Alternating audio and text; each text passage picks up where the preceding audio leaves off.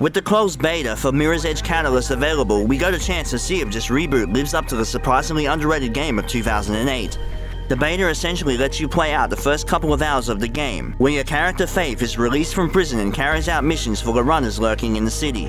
There obviously isn't much to say about the story since I didn't experience the full game, though if this beta is a true representation of how the first few hours play out, I have to say that the characters and narrative was pretty dull. Let's hope there's more to it in the full release. The unique parkour system is what made the original Mirror's Edge so great, and this game feels almost identical in that regard. Faith can jump off objects, run along walls, and quickly take out enemies in a path.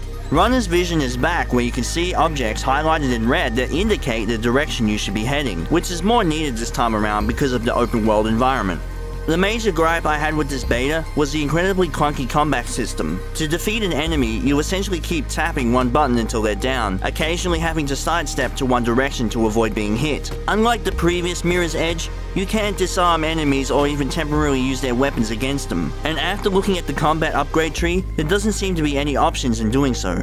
Graphically, this game looks good, but nothing spectacular. Character animations flow nicely, which is especially noticeable when you're doing your insane parkour movements like jumping over fences, only to roll on the ground for a soft landing. The rooftop settings have a nice architecture to them, and you could feel the height of their environments. There was some stuttering in the cutscenes and frame rate dips while playing, but I'm not going to judge that as this is still in beta form. The sound design has dramatically been improved upon, with Faith's footsteps having distinct noises depending on the terrain she's running on. The voice acting seems decent. I just hope Faith shows a lot more personality in the full game, as she sounded rather lifeless here.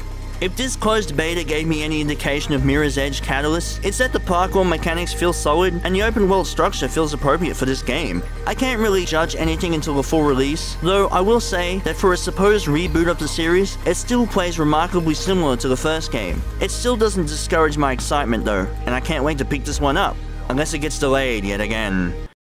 Oh, come on!